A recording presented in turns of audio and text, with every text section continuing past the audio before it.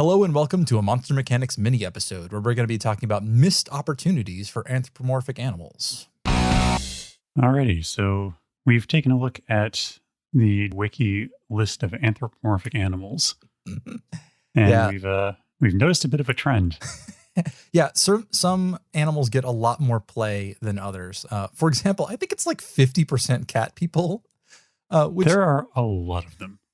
No shade. I mean, cat people are cool, but like even in like official races, aren't there like multiple different kinds of cat people? And then, but like, I swear to God, I'm just looking around and half of them are some flavor of cat people. And after that, there's dog. Everybody's got their special flavor of cat that they want to be. I'm really shocked, honestly. I thought that dog people would be more represented because there's so many different kinds of breeds of dogs. You know, I would have thought there would have been Basset people and Labrador people and Corgi people. I want to see pug people. Yes, that would be cool.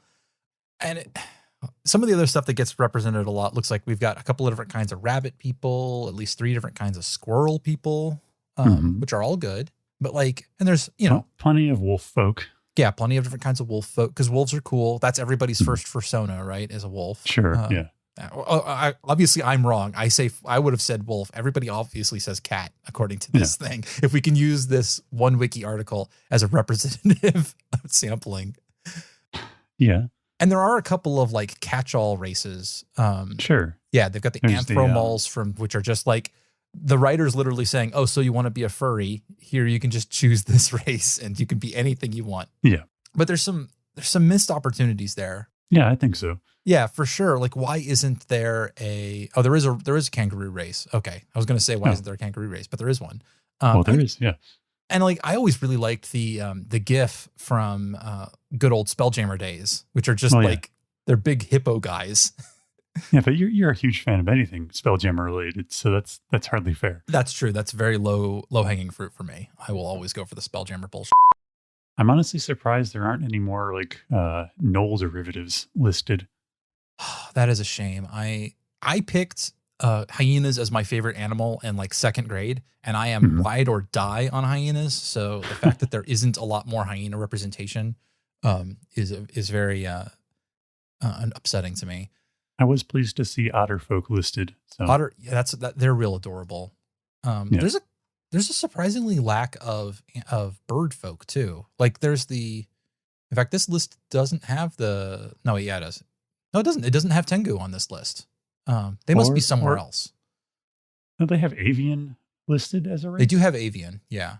And I saw owl folk somewhere else. Yeah. So there's a few. There's a couple variations. Of them. Yeah. Not. I didn't see the Aarakocra or however that's pronounced. Arakoa. Yeah. So I wonder if this list was put together by like somebody who's just a cat furry. Like a fan. Very possibly. I mean, it's always hard to tell with like these public facing wikis. Yeah. Where just anybody can come in and rule the roost. Yeah. When we were talking about this before, you mentioned pangolins. Pangolins are fantastic. That should totally be a playable race where you've got armored scales and no teeth because you've just got a long tongue where you eat ants. And they've got big old claws. They already walk bipedally too. They're fantastic.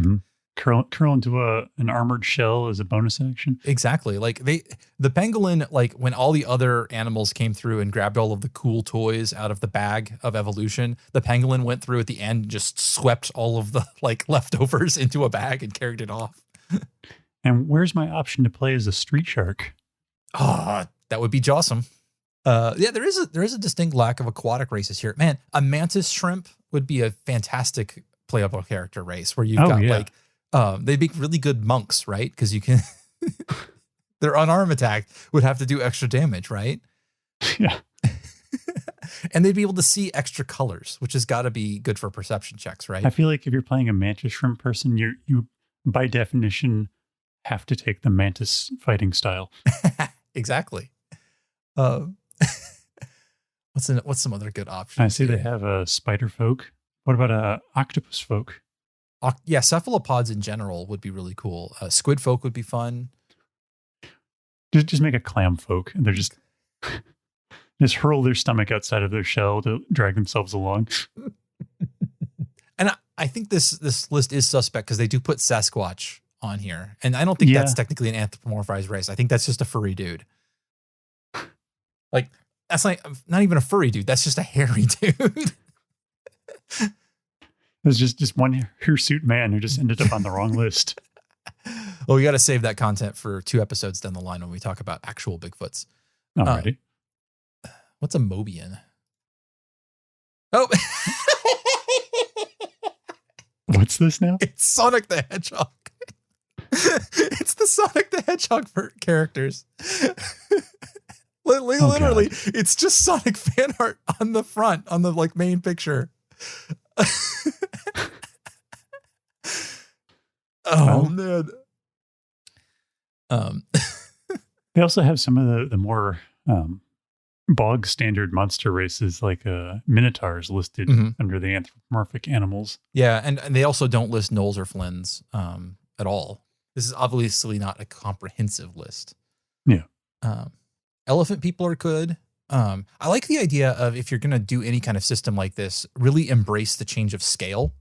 Like, where squirrel folk would be quite small and mouse folk would even be smaller than that. And then like elephant folk would be huge. Yeah. Kind of get get some moss flower going on or Redwall series. Yeah. These things are always more interesting to me when they have less humanity in them. The more animalistic they are and sort of the more of those traits you pull in. Like kind of going off on a tangent on that. Like there's a game I think called Mouse Guard that always kind of interested me. Mouse Guard's cool. I have a whole collection of rodent-based RPG systems that we could play it. Every time I see one, I end up buying them. There's Mouse Guard. There's the Ward. I know what you mean when you say rodent-based, but like when you also say things like dice-based. So I'm picturing like instead of dice, you just roll rodents or something. I'm not sure how you could make that work, but it would be interesting. Okay, so you have the GM has a mouse and hand me 3D rats. I was thinking maybe you could make them race, and whoever wins determines the outcome, or maybe it's about how quickly they get out of a maze. That's a hard sell. I'm sure you could make it work, but it doesn't immediately come to mind about what it would be. Yeah. They don't list turtles either here. Turtles are great. Tortoise people are great because I grew up in the 80s and 90s, and Teenage Mutant Ninja Turtles is still deeply ingrained within my spinal cord, and I like it. A turtle man shows up and all of my vertebrae light up like a pinball machine. Yes. Let's get that ninja based walking tank. Yeah. Okay. Well, I think we've riffed on this long enough and given enough crap to the furry people out there who want to be cats. Anyway, tell us what your favorite missed opportunity for an anthropomorphic creature would be. Go ahead and let us know what you want. You guys can join us next week where we're going to be talking about phoenixes or phoenixes. Phoenicians. No, Phoenicians are people. Fiery birds. We're going to be talking about fiery birds.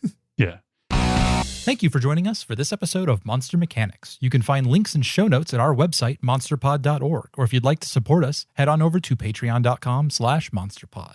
We can be found on Twitter at MonsterMPod, or you can email us at monstermechanicspodcast@gmail.com. We'd love to hear your feedback. Monster Mechanics is produced and edited by Scott Paladin. This episode was hosted by Scott Paladin and Zach Jaquays. All of the ideas produced during this podcast are released under a do what the fuck you want public license.